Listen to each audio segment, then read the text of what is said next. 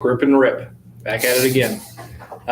Hey guys, it is Jacob Karate and Stephen Grip here again for our Dojo daily lunch hour.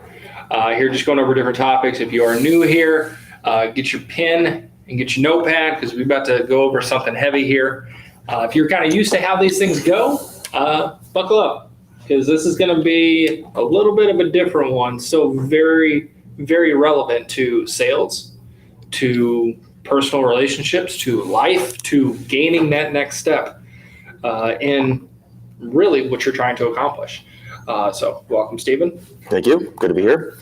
So today's topic, we're getting really philosophical with it. And I mean, deep dive into the philosophical realm. What we're going to talk about is, and it's a great quote here from The Office, where Michael looks at Toby and he goes, "Why are you the way you are?" But that's really what we're talking about. Why are you the way you are? And how does that motivate you? How does that drive you to make decisions, to make a purchase? You know, this is all something that we kind of deep dive into. And that's why I really wanted, since it's just us two here for now, two of the more philosophical guys here. We're more in our fields. But to kind of go over it. So to open it up, I mean, really, I tell a story that just happened this morning and why I'm inspired by this to talk about this today here. So we had a coworker here. We were just going over some, it was a newer type coworker and just started on the team here. So I haven't really had a chance to interact with them or talk to them a lot. It's kind of been just chit chat here or there. So what I did was I go, "Hey, you and me, we're going in this office. We're going to talk. We're going to figure out everything here." It was about an hour too. But in that conversation, I was able to go through, okay, what are your current needs here? What do you need done? What are you lacking? What do we need to accomplish here for you? That was number one. Number two was kind of what motivates you? How do you get motivated for the day? How do you stay focused? And from there, that's spurred into, you know, I want to have this available. I want to have this information pulled up before I call somebody. I want to do this. I want to do this. And immediately in the middle of them explaining, I go, "You have a control problem, don't you?" And they go, "Absolutely.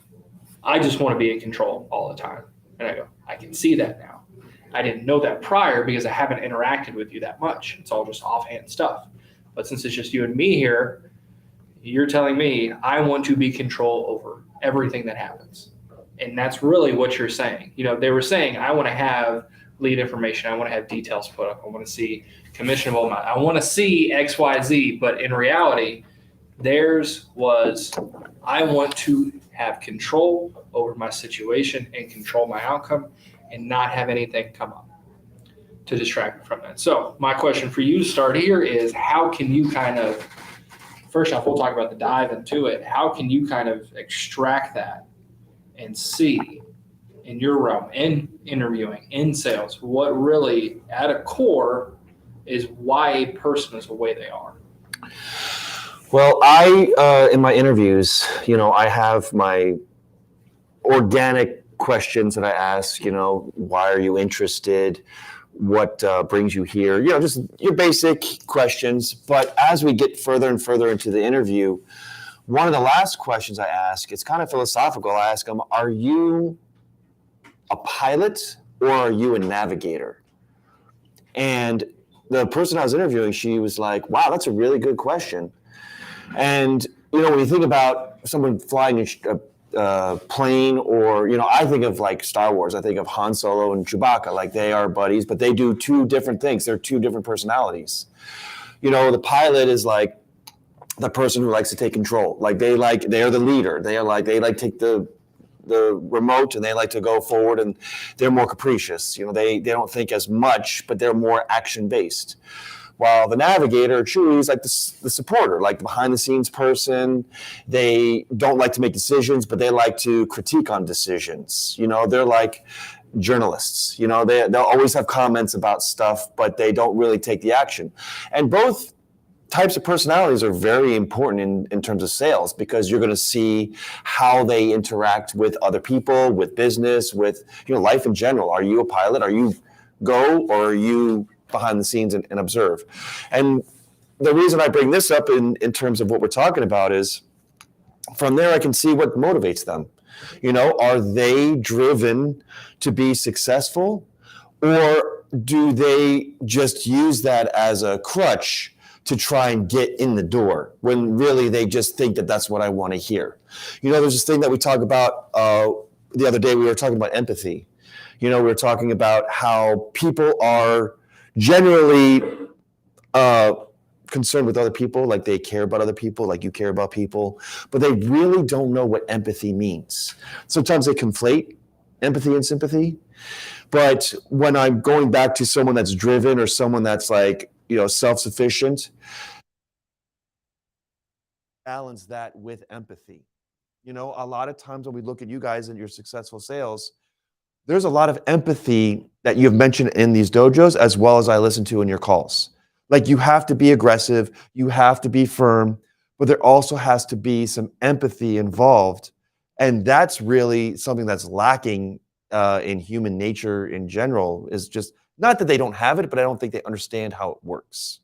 So that's really what I want to get at. When I have this criteria that I have to meet for them to at least come in. So the people that we're bringing in today met all this criteria, but I still want you guys to go through that. But one of them is the balance, not just being empathetic, but to be self-sufficient and empathetic at the same time. Being motivated, but also understanding that with that motivation comes empathy on the back end. So, not to bombard you with our conversation, what we were talking about, actually, you helped inspire me a little bit of it too. Because I was thinking about talking about this, maybe not talking about it, and then you came over here like, hey, I need your help with something. This goes into your ladies, and I'm about to have you tell that story.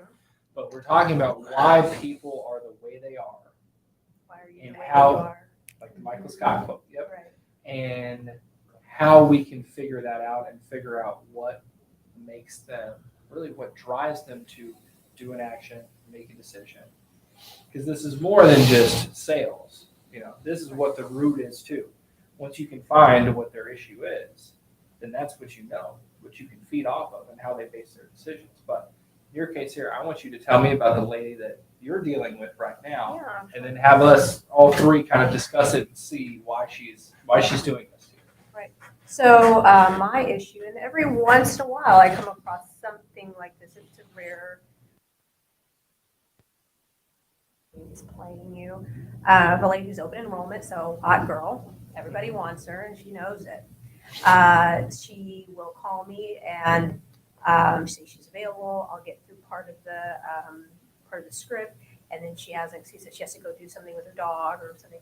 Okay, we kind of cut it short. She calls me back. We go through more of the script, more of the info session, and then she has another reason why we gotta dip out. And then we get through to the pricing. And then as I'm trying to get her to commit and tell her what she needs to move forward, she's, oh, I have something else I have to do. Let me call you back. But she did on this last call admit to me something that I had suspected was going on. She's been talking to another agent, and I think she's been comparing what we're saying to each other. And so I think my issue is that, first of all, it's somebody who keeps calling. It's not like they're ghosting me. Mm-hmm. Yet they're not committing. They're being wishy-washy. They know who they are, what they have, that they're wanted by everybody. How would you handle something like that? So in that situation there, if that were a man, he would be in a relationship with a woman for 7 or 8 years before he proposes. Mm-hmm. Type of situation is what it is. That's a commitment issue. Mm-hmm. Is what it is. So this lady is, the way that I would interpret how her brain is handling the situation is, she goes, I don't trust myself enough to make the right decision. That's why she's talking to you, she's talking to him, and she's comparing notes. That's the issue of it. The way to handle it is, if they're having that commitment issue to it, once you start making them commit to things, on your demand, your control.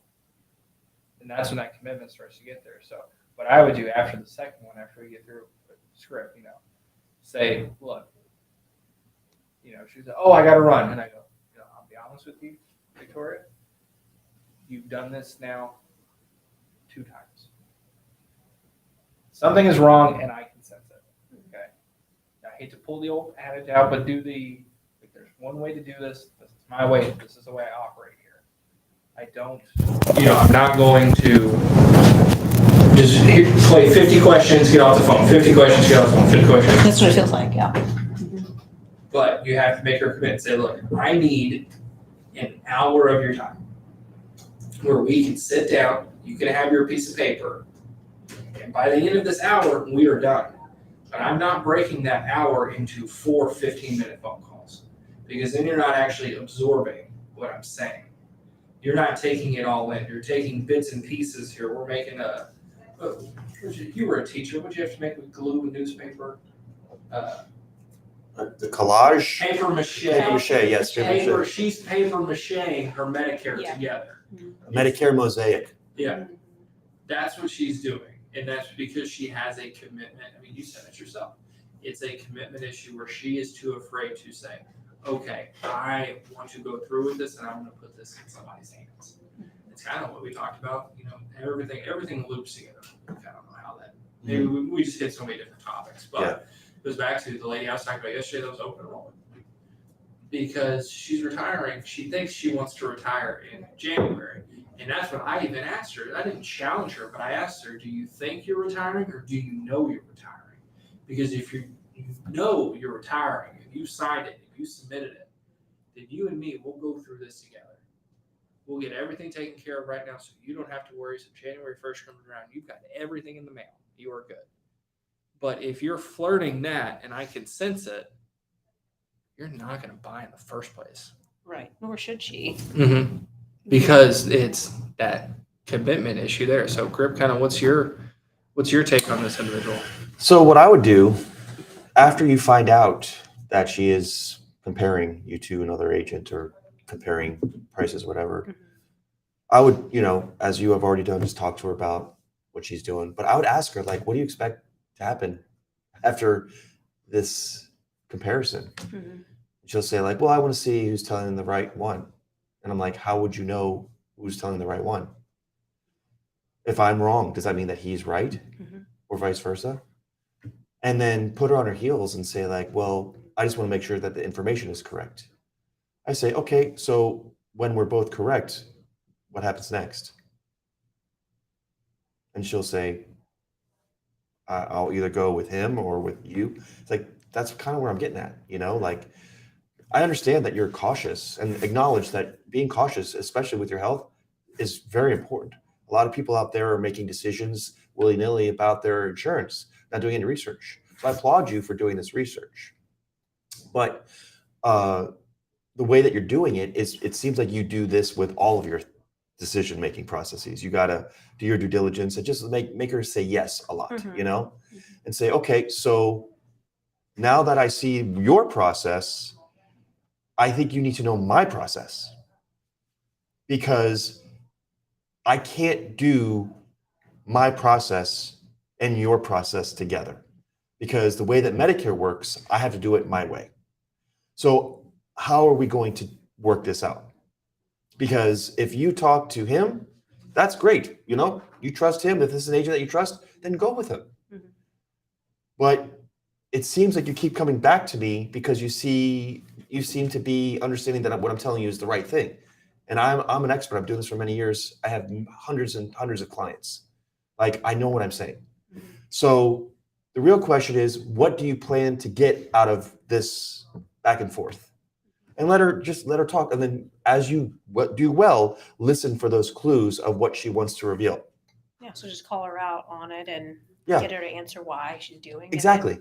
Yeah. And then you'll be able to get control of the call and either be like, look, I applaud you for doing it this way, but it's not going to be effective for either of us by doing it. So if you feel comfortable with him, go with him, But if you feel comfortable with me, I assure you that I'm going to give you everything you need in terms of information, price, customer service, the things that you need an agent to be, I'm going to provide for you. But I can't if this is the way that we're going. Yeah. So call it out, and either she'll be my client or she'll stop wasting my time. Exactly. Yep. I mean, that's a hard lesson for a lot of people to learn. It is. And it's kind of one. This was funny. I like to use examples from my own life here. But so we have people coming in for the wedding, right?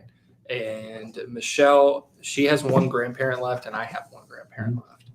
And it's funny because so she had to call Mr. Jerry, who I help him with his Medicare, and I help their whole side of the family doing it too.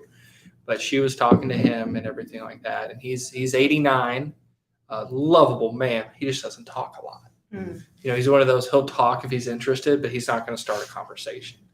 And so they were on the phone for like 10 or 15 minutes while I was making tacos. And then the birria tacos, they're really good. That's why there's no leftovers today. Hey, I didn't smell them or taste them, so what do I? But so you'll never know. Exactly. I'll make some sometime. But it was so funny because Michelle, like I've actually never met her grandfather before because I've never went up to New Jersey. I've talked to him on the phone a lot because I've been helping him with his Medicare, but I've never actually shook his hand, gave him a hug. I always just called him Mr. Jerry. And she was on the phone and I was like, hey, how's Mr. Jerry doing? She's like, he's doing good. He'll fly in next week. When the aunt's coming down, she's going to drive him around, everything like that. The perfect was like, did he talk a lot? She's like, he talked for maybe 10 minutes or so. But he just really wasn't talkative. I go, yeah, he just kind of gets like that sometimes. And she goes, it's so funny because his wife, Michelle's grandma, he goes, if she was still around, she used to just go through her phone book and call people until somebody picked up just to talk. Oh. Because he wouldn't talk to her. Because he wouldn't talk to her. Oh. Yeah, where she just wanted to talk, and she would go through her family relatives' phone book, start at the top and work their way down. If you didn't answer, she'd leave you a voicemail. She'd go to the next one. If you didn't answer, leave you a voicemail. Next one. Go to the next one. If you were busy, she'd say, "Okay, I'll call you sometime later." Go to the next one until finally somebody picked up and got trapped into that 2-hour conversation where. She might talk for 10, 15 minutes straight and you get 3 words in type of situation. But for her, and so we're talking about, the type of people we are too, you kind of have to recognize some of those type of people when we interact with them. Because we all have that before where you get somebody on the phone that is just Miss Chatty Cathy, that they haven't talked to anybody. They just want to talk and they just want to talk and they just want to talk. But at some point, you have to go, look. Kathy. This is mine. Yes, Chatty Cathy. Look. This is my show. In your head, you're right. I'm the American Idol. I'm the beauty contestant. This is my stage. Don't nobody else walk on the stage. It's my stage. You can watch it, but you can't walk on it. And so with a lot of that, it's really hard for new agents to pick up on that. Because they think just by talking, so by having this person pick up the phone 4 times, newer agents get so attached and say, I just want to help this lady. I just want to help this lady. Well, I've done all this before. I've done this before. I just want to help her. And they keep falling for that. Well, okay, let's get to this part. Okay. We'll hang up. I'll call you back. Call you back. Call you back. Call you back. And that whole time, she's kind of waiting for that other agent to go, baby girl, you don't need him. It's you and me. I'm committing to you. So you got to commit to me. I agree. That's exactly what's happening there. So I think that's going to be a really easy one because those people, a lot of them, you need that awakening. Or people just need to hear what they're thinking. Yeah. To add on to that, we use the term commission breath a lot, where you can smell that commission breath on that agent, especially with new agents. Their commission breath stinks, And so when you are like an experienced agent and you're like, look, if you're happy with that guy, go with him. I had a client a month ago. She's like, I'm waiting for this person to call back. And I'm like, why? She's like, well, I want to hear what he has to say. I'm like, but I just told you everything that he had to say. I mean, that I told you everything that you needed to know, you know? And she's like, yeah, I kind of like you. I'm like, so why are you going to, well, I just want to give him a fair shot. I said, okay, that's fair. And then it turned out that she called me like an hour later, like, yeah, I'm not going to pick up the phone, you know? And I think what you do well is you say, what I said, just let her go, you know? Just like, if you want to talk, go talk to him. You are wasting your time. You want to talk, if you trust him, you go. And I bet you, like Jacob said, I bet she's like, wow, you know, like, because you show that you're busy and you're important. Like I have other clients that need my attention that I need to work with. So, you know, what are we doing here? Yeah. I don't think it'll get to that because she sounds like a nice lady. She just sounds she vacillates a lot. She's discombobulated. Yes. She's all over the place. Right. But when I see people do that, like that's just a microcosm of how they live their life. That's how I get to talk to people like that. It's like, oh, this is not the first time you're screwing something up, you know? This is not the first time where it's you a pattern. Yeah, this is something you've done in life, you know, and we're here, and I'm not here to change your life, but I kind of am here to change your life. Mm-hmm. You know, we're going to take a step forward with this, man. This is what we're going to do. One, you're not going to talk to that guy anymore because he is going to give you the wrong information. Yeah. Trust me. And then just go from there. Yeah. I think and I hate that Frank is right, but there's so many comparisons to what we do in relationships, which is like, I was just thinking that normally too. Of course, the guy with no relationship is giving out relationship. Right? Love you, buddy. Oh man, hope he's not listening. And ironically too, he gives great hair advice. Who sent me to a great hair person. Who would have thought? That is so funny that he did that. And but anyways, it would kind of be like, you know, that would I put up with that if I was seeing somebody and they were like, well, you know, I like you a lot, but I kind of want, you know, this other chick. You know, I can't decide. And like, what would I do in that situation? I'd be like, well, if you have to, exactly what I would say is, well, if you don't know, then I'll make it easy for you. Right. You know, mm-hmm. If you don't know which one to choose, then choose that one, because that's an easy one for me. So I think in this situation, I just need to apply that, which is when she calls back, put it to her as in, look, you've already told me you're talking to somebody else. You kind of have to decide. Obviously, you can't sign with both of us. You know, what's your decision here? You know, because I'm here to help. Or well, don't don't leave with that though. Do the what are you expecting? Yeah, right, yeah. Right. I mean, get to that if she's still vacillating like on it. Yes. But in the end, it's like, you know what, make your decision. Correct. Because I'm here to help you. But if maybe I don't want to be so strong on her and say, well, if it's between us, then go. You know, right. Do you want to give her a chance to say, do you want it to be with me or not? But make your decision so we know either way. Get down to that so that this next phone call will be the last one, whether it be me signing her up or her deciding it's going with the other guy. But like I said, one way or the other, either I will get the deal out of it or she'll just stop wasting my time and I can close it up and have that off my plate. Yeah. And with that too, it kind of goes into something that we've been doing a heck of a lot here yesterday, and it spurred one of the funniest moments we've had on the floor is when you're selling yourself first and foremost. Mm-hmm. If you go into a presentation trying to sell a Plan G and not trying to sell Victoria, they know that. I had to help. Penny was on a T65 referral here, and she was talking about Part A and Part B like 3 minutes into the conversation and going into, well, you know, Part B is $170. And I go, hold on. You don't even know what this guy's zip code is yet. You don't know the company that he works for. You don't know what his kids' names are. You don't know any of this. Slow down. You're trying to sell a product first. You're not trying to sell Penelope. Okay.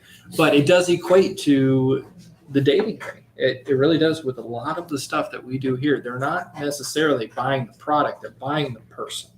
So in this case here, you know, you could tell them, look, you know, I'll be honest with you. This is kind of how you're making me feel. Is you and me, we go on a few dates. It's fun. But after dessert, you got to leave because you have another date lined up right after me. And I know if I did that to you, you wouldn't like it. And I certainly don't like it either. So it's time where you have to commit to who you're going to date, who you're going to marry. I had a guy that I was talking to today. We've been emailing kind of back and forth. I got him enrolled last January, and his brother enrolled last March. And the same thing. Aetna plans, Aetna supplements, Aetna dentals, Aetna final expense, Aetna drug plans, all Aetna everything. And he emailed me a question about his dental coverage. It was like $1,500. This was before the Cigna 5000 came out. He's like, man, everything is perfect. I just hate having to pay this $40 and then it's like $1,500. I said, all right, let me look into it. So I went through with like Cigna and everything. I showed him the quotes, and then he was like, well, what if I just moved everything over to Cigna? And I go, well, you'd go from 136 in Plan G to 220. And that dental, instead of $40, is going to be $47. And your drug plan is not going to be $6. It's going to be $29. And this all other stuff. And he's like, and you pulled all of this in 2 minutes and emailed it back, and you have screenshots. By the way, here's a tip to agents out there. I know I talked about read receipts yesterday. Right. If you put a quote in an email or a text message, please take a picture from the portal and put it in that email and attach it, because people will just call your BS. Especially too, if you're talking to somebody who pays $400 for a Plan G and you offer them a $130 Plan G that they didn't know was out there, they're going to go, that bull. What's wrong with it? That's BS. What's wrong with it? That's not a Plan G. That's not it. So just a little agent tip here. Take a screenshot of the actual quote engine. I do it too. So I sent him the quote engine prices, and he was like, that was so quick. I was like, yeah, man, it's like 3 clicks. Like, he's a real cool guy too. I was like, it was like 3 clicks. It's nothing. It's not a lot of effort. And he goes, okay, so what do you think I should do? And I go, well, I think you should keep your Aetna, but once you hit the 1 year mark with your dental plan, switch over to the Cigna plan. So that way your waiting periods, you're all good to go. You don't have to wait for anything. And he goes, dude, that's awesome. He goes, he's like, you must have bulked up on Cheerios or something this morning. He goes, because that's perfect. And he goes, this is why, in the email too, I was like, oh, he loves me. He was like, this is why I trusted you to do this.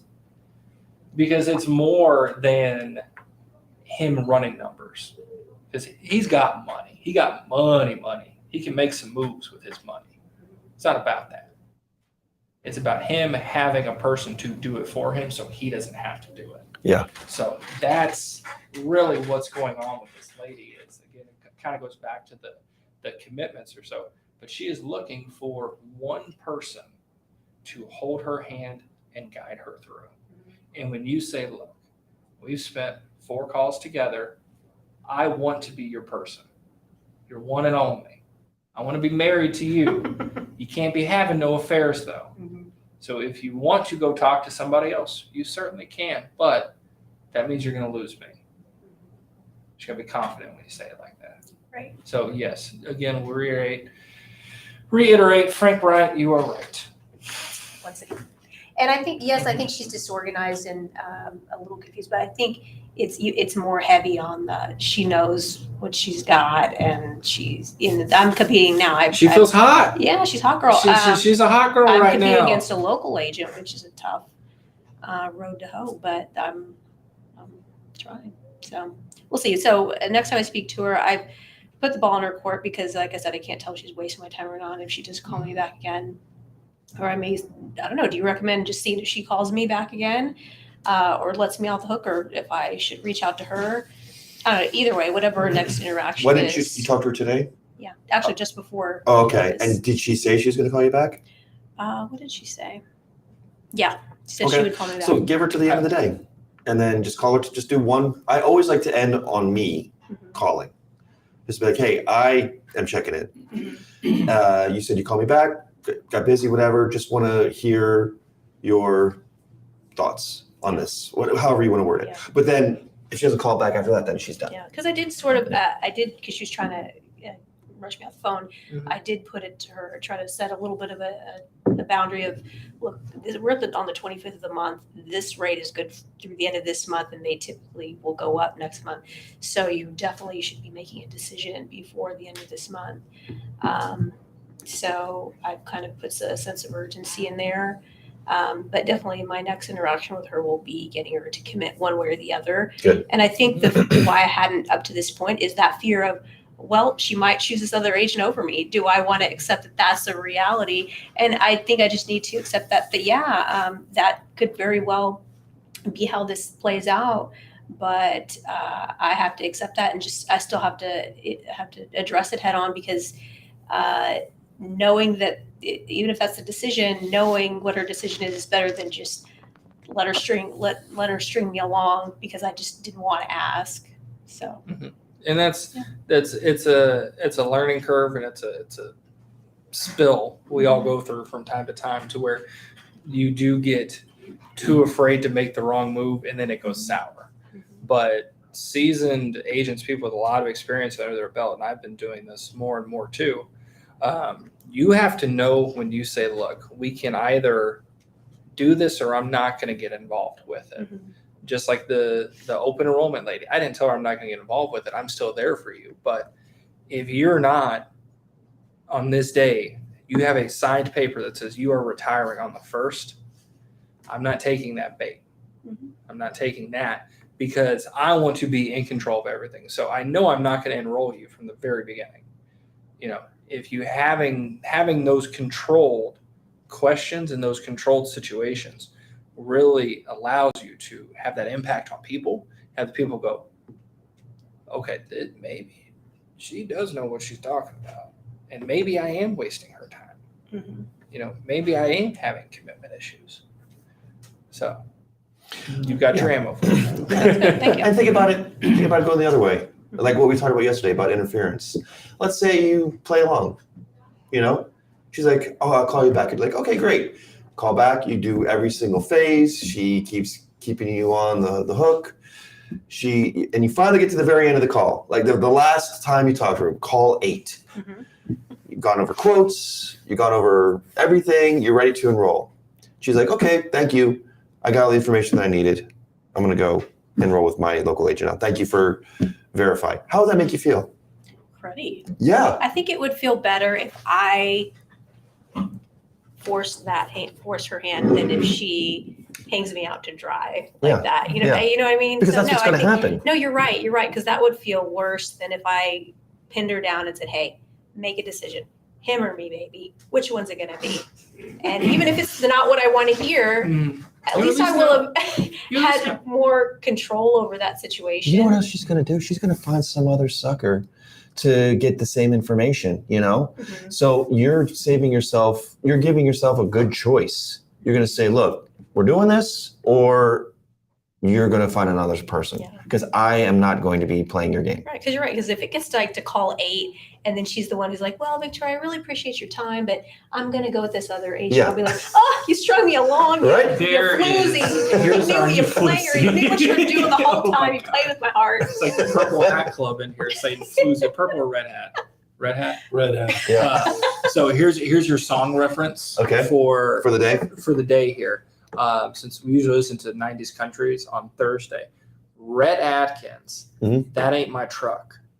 Oh, do you remember that? I remember that song. That ain't my truck in her drive. Yeah. And this ain't my day tonight. Yeah. That's exactly what that lady's doing. Right. You're dating this lady, and somebody else is dating her, and you pull up for your date, and you say, we're going to call her, we're going to get her enrolled, and somebody else's truck is there. That's what's happening. So, Brad, to bring you in here, and Brad's also not crying. He had eye surgery, and so did you put some drops in? Yeah. Yeah. So his eyes, were not that pretty. Okay. But what we've been talking about today so far is more psychological here, is how to figure out why people are the way they are. So like one example I was using from earlier when I was talking to somebody here on the floor, just trying to figure out why are you this way? And it's a control issue. They want to have everything controlled so they don't have to veer off or do anything. They can focus on one task and get it done, but have the ammunition besides them. We were talking about Victoria's lady here. She had her real big issue was commitment, where she didn't want to put her finger stamp on anything because she wanted to just go back and forth and have somebody else do that. So how do you kind of find that out as you're going in a sales presentation, in talking to one of us in your daily life? How do you kind of go about finding out why somebody is the way they are? Well, generally, especially if they start talking about, I want to deal with a local agent, that's usually a smokescreen. I had one lady, she lived in Round Rock. She wants to, I want to deal with a local agent. Well, I'm 2 miles away. How much more local can you get? Well, this other person was more local or whatever. They're still shopping around. They don't trust you yet. So, excuse me, I keep going back to the relationship thing. You really have to focus on that. What's going on with them? Why do you need to shop around? How many quotes do you need? I can give you 20 right now. Is there, what's happening here? Do you really want to get this done while we're on the phone? Or do you want to waste more time and have to go through more medical questions or whatever? Because you're going to have to go through those every time. Well, you have me on the phone, let's get this done. Generally, people right off the bat, you've got this big wall that you have to break down.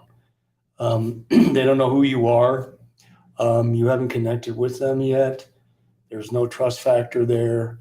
And they're just testing the waters. They're trying to find somebody that they like and they want to deal with. If they have a personal friend who's an agent or a relative who's an agent, that's hey, great. What are they recommending? Because we can usually, not everybody has the capabilities we do, to quote practically everybody out there. And depends on their situation. Do they have to be underwritten or they open enrollment? What's going on? If they have to be underwritten, that's golden. I love those because we're good at that. We can usually get them issued.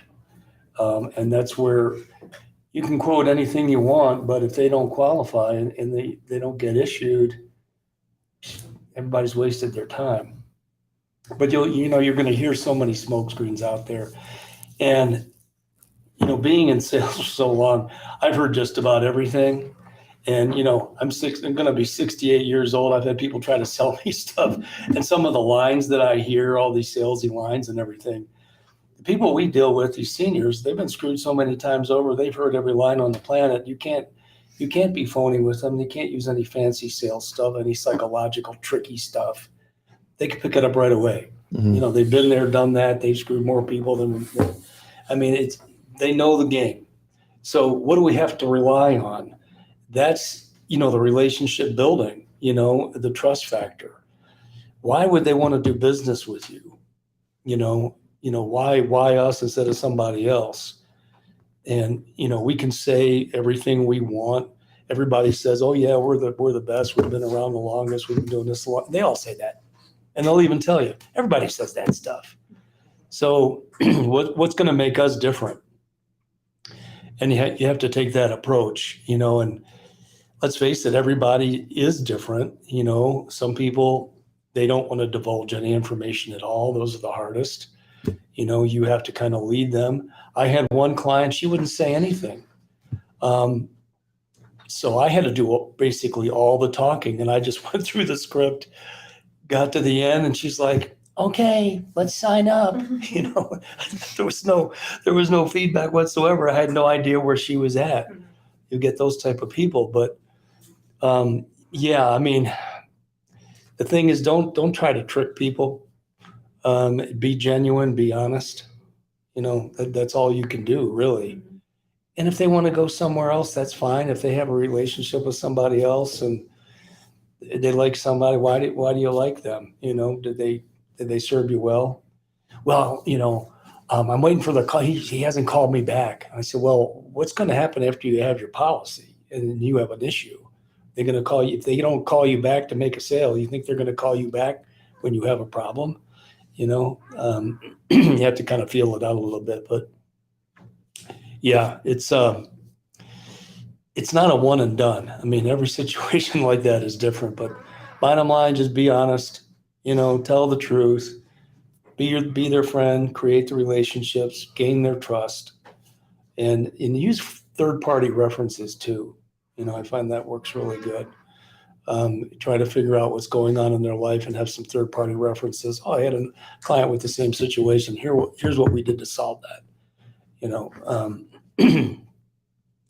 So I came in late, so I'm not 100% on. No, that's actually on track. perfect because you're talking about you being honest as the agent with Mhm. them, but also I think it's fair to hold them to that same standard, make them be honest with you because it's the situation. I feel like she's playing me against another person, but won't admit it. And so I think it's just a matter of, you know what, I need to call it out, get that Mhm. person, just admit it to me. What is the problem? Is it him or me, lady, or let's all put it out on the table and let's address it and make a decision one way or the other. Yeah, I had one the other day. He had done considerable research. He's not ready to go yet. He doesn't know if he's going to retire, blah, blah, blah. Does he keep his wife on his group plan or do this? Similar to your situation, Jacob. And he already got a quote, AARP. It's the lowest by $20. Guys in Michigan, I mean, blows everybody out of the water. He's already a member of AARP. And I'm like, yeah, I mean, that's the best deal for you. All I could do was do the best I could to, I spent some good time with him, try to create a relationship. And all I can do is say, hey, I'd love to be your agent, love to earn your business. We consider you family here when you're part of us. We will follow up from time to time. You will hear from me again, It's not like you try to call me when you have a problem, then we're not going to call you back. I mean, we're going to take care of you. And you try to do the best you can to solidify, future endeavors, but will he call me back? I don't know. I'm not going to call him back. This calling back stuff is a trap, Generally, we used to say, it's a one call close, and you can overdo it, but you really need to get to the bottom of it while they're on the phone. If it's a genuine concern, I mean, everybody has their excuses. I was on my way out the door. Somebody just showed up. I have to go or whatever. But you really want to while they're on the phone with you, your time is valuable too. It's like, look, I'm very, very busy. You just happen to get me on the phone here, and this is very important. We need to wrap this up.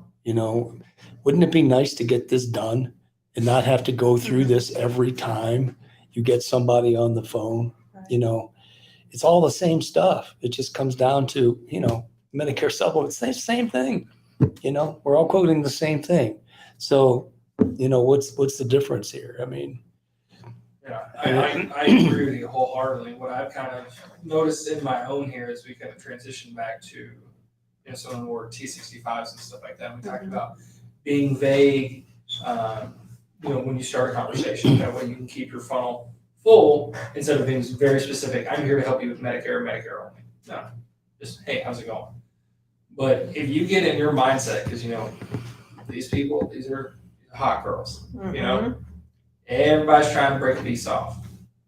So they're waiting for that pitch.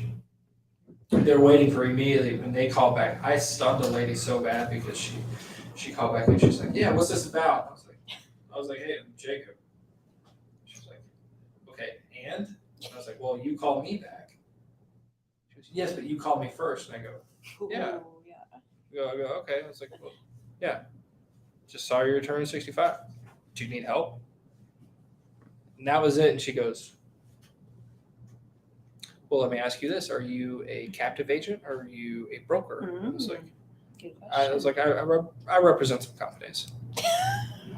Look at you playing coy. Yeah. But that was the whole thing. She was like, are Playing you a hard to broker? get. Yeah, broker? seriously. Are you a broker? This is what I'm getting towards. Right. But where she was like, are you a broker? Or are you like a captive agent where you only do one?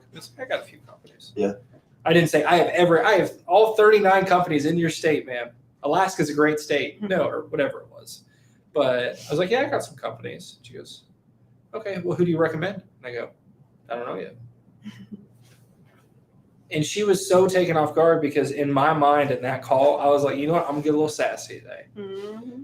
But also, too, I go, you know what? I'm not going to sell me. I want her to sell herself. Ooh, spun it around. And she immediately was just like taken off guard. And she's like, this isn't like every other Medicare call I got. She was like, well, she did the same thing. She's like, well, I've already talked to a few people. And I go, good. Did she say, why am I suddenly attracted to you? It's just, you know what's funny? Speaking of that here, making She Medicare, did, didn't she? making Medicare sexy. But it was really funny. Has anybody here seen New Girl, the show? Yes. Yeah. Oh, love that Mm-hmm. show. Okay. Do you know when? What is Schmidt's wife's name? I always forget. The model. Yes. But when they're getting married and Nick has to go pick up her mom from the airport, but he picks up the wrong woman Right. and she doesn't speak English. And she's just like yelling at him and yelling at me. And then he goes, stop yelling at me or I'm going to fall in love with you. Right. Yeah. Like I have been waiting to use that line Yeah. for years now. It's never happened, but that's a Yeah. funny line to make. But Yeah. but when I made that mental switch to, okay, with this lady here, she is so expected to have everybody just sell to her. Mhm. I'm not going to sell to her. I want her to sell to me why I should help you. And a lot of people are taken off guard by that because they know they're turning 65. They know their mailbox. They know their phone's been blowing up. They know everybody wants a piece, but nobody ever rejects that. Mhm. Just like talking to your lady here.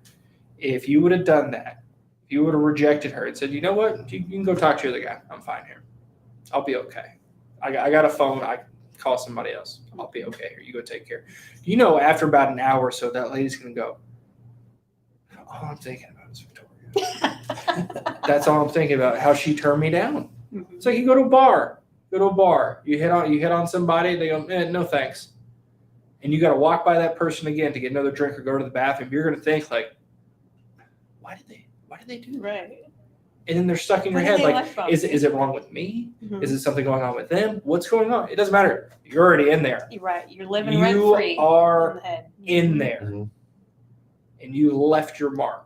So that's a little challenge to some of you guys too. If you ever, if you get in that rut of where you sound salesy and salesy and salesy, don't sell anything. Have them sell themselves. It's like you're playing hard to get. Yeah. Exactly. Mhm. Exactly. It's again back to the dating thing. Maybe that's today's title. Dating in Medicare. Mhm. Not dating with Medicare. Yeah. It's not a silver singles or whatever. Well, There's silver everything, Mhm. silver walkers, silver There's a truth sneakers. to that too, Yeah. because I mean, there's people, I don't want them as a client. You know, True. it's like, I don't want to have to deal with you, call me back. I mean, this is come part of the family. These people are going to call you back if they have a problem. And we've got clients that, I mean, it's almost like, hold on, it's way too much. It's too time consuming. They're abusive. Every little thing they're demanding. And it's like, we have to, have discretion to a certain extent. I mean, sure, we want the business, but Mhm. is it worth it sometimes? I tell you what, Yeah. I've only turned one person away before. And it wasn't because they were mean to me, it wasn't anything like that. It was a sweet lady who lived on the state line of Georgia and I think Alabama or something like that. Basically, lived on the state line. She was on Medicaid. Mhm. And she was just on A and B and she was turning 65. So she wanted to get a Advantage plan. And this was just like your lady. It was one call to close, but that one call was about 2.5 hours. And we vibed very well together. But then it was the follow-up call. It was the follow-up call. It was the follow-up call about this benefit, about how this works. How come I am covered fully here, but not in this state? What's my Medicaid level? All these other follow-up questions. And when it came time to go to like the benefits and go over what's happening, I go, let's just call Cigna together and get them on the line. And you ask them any question you have, because that's the carrier. Mhm. They know everything. You ask them any question your heart desires. So we get Cigna on the line, she can't understand the person. So I'm like, okay, can you transfer to somebody else? They're talking fluent English, and she's still like, I'm just not comprehending what you're saying. Like, this was, a lot of effort to help this lady. Do I still like her? Yes. She's a very sweet lady. She just got in her head too much. And that is when I had to go, look, I'll call her Barbara. Barbara, I've spent many hours now helping you do this. We've already got you signed up. You have your packet. You have your policy. You have everything there in front of you. But you're not comprehending like if I was sitting there beside you. So what you need is somebody who can sit there beside you. And I can't do that for you. So what I want to do is I want to find you a local agent that is going to come to your house and sit there beside you and walk you through everything on a piece of paper. So you have that person there beside you. Now, I'll still be here if you have questions, if you need any help, call me, just say hi, check in with me. Not really. But yeah, not really. Like, don't call me. Right. That's a joke. Call me. But to be like, look, in this situation here, I know what I'm going to have to put up with. I know how much time this is going to take and what is more beneficial to her. To have somebody there that can say, hold her hand, physically hold her hand and say, okay, we're going to do this. Get your policy packet out. I'll point to where you need to read. I'll highlight. I'll make notes. I'll take you to the doctor's office or have them explain. I can't do that from here. Mm-hmm. And I recognize that. Good. And that's the only one I've ever done. But did that make me feel good turning business away? Absolutely not. It's better for you, both of you, in the long run. But it's better for both of us in the long run because I know with the foreshadowing, it's like I've got years and years of this. Mm-hmm. And she just doesn't understand what's going on. And if I was in person, I could hug her. I could tell her everything's going to be okay. You just got to be there. But I can't. Right. You need somebody who does. You created an essence. And exactly. You just really want that to stick, don't you? I love it. It's like quit trying to make fetch. Right. I was like, quit trying to make essence happen. I will not make it happen. I know it's not going to happen. Be sassy, have good essence. Right. Yeah. But that goes back to what you're saying, where it's like, sometimes you get some of these people and you're like, God, I wish I would have never wrote you. Now, you would still help them every single time you call. You might get off the phone and roll your eyes a little bit, but you still love them. You're still there to help them, just like I'm still here to help her. If she calls me, if she wants my opinion on something, I will give her my unbiased, honest opinion. But I know at the end of the day, I was not the agent for her. Mm-hmm. And a lot of people won't admit that. Sometimes you're going to blame other situations, some of their excuses, what they say, how you feel that day, whatever. It goes, sometimes it's just not a good fit. Mm-hmm. Yep. I mean, have you married every man you've dated? Have you married every woman or man you've dated? Whatever it is. Yeah. You marry once or twice. Right. Or 3 times. But you don't date 10 people and marry all of them at the same time. Just say, hope one of them works out. Right. You got to make sure you have that fit. That's why I kind of like the tying in I want you to sell yourself on why I should help you. Right. Yeah. Yeah, because we do things differently here. Mm-hmm. We actually do take the phone calls. It's not a one and done. And we want to make sure it's a good fit, It's a takeaway. Most powerful sales tool in the world, Take it away from them. What? What do you mean? Works every time. Just like dating. It's like it is. They turn you down, you fall more in love. Yep. Because it's something that you want, but now you can't have. Yeah.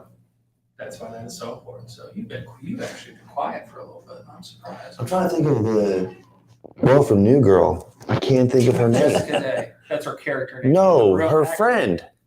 I was just the model, her best friend, the one we were just talking about. I couldn't remember her name in the show. Because you have Nick, Schmidt, Winston, Jessica, and her friend. Oh, I can't remember her name. I thought it began with an S, but whatever. I've only seen that show.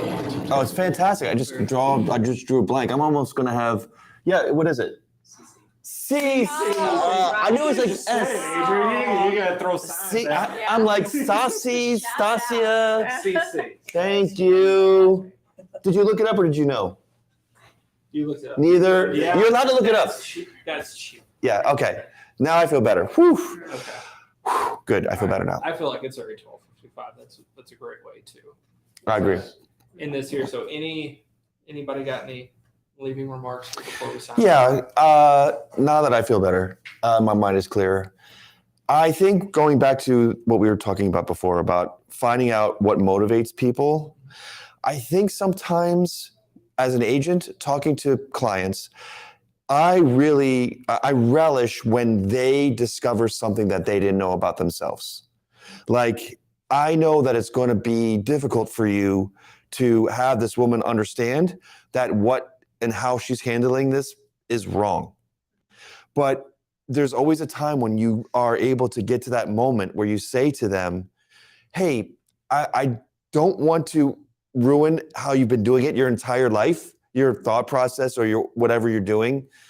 But unfortunately, I'm going to have to be the bearer of bad news. Maybe that you've been told this before, and then you just tell them like, you are going about this the wrong way. And really it does go back to teaching somebody how to treat you, because if it was a man on the phone, he was screaming and hollering at me, I'd be like, we need to tone it down. Correct. If we're going to get, like, I always like to say to people like that, when I say to my kids, I can't hear you and you're yelling, and then they tone it down, because if somebody was doing that to me, I wouldn't put up with that, or I'd tell them to tone it down, or whatever.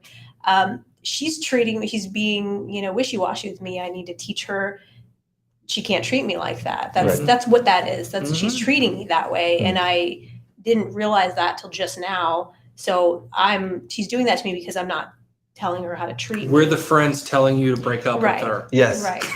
No, we're the friends telling you it's commit or get. Commit or get. Right. Yeah. Right. That boy need to buy a ring. Right. Or he need to leave. Right. Yeah.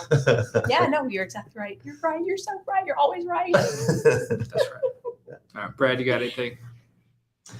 Well, I don't know. I'm just going to say, the people we deal with, I love old people, old ladies in particular. They always call me, and I don't mind taking their call and listening to them and helping them out. It's just like a neighbor that needs help. But, at some time, you have to draw the line. But I don't really have anything else. I mean, No, it's okay. No worries. So that is it for today. Thank you guys for hanging in there. This one got kind of weird. But that's okay. It's very helpful. Exactly. We solved your relationship issues. Yes. There you go. So thank you guys again. Y'all have a great rest of the day. And for Mason, go sell something. He's very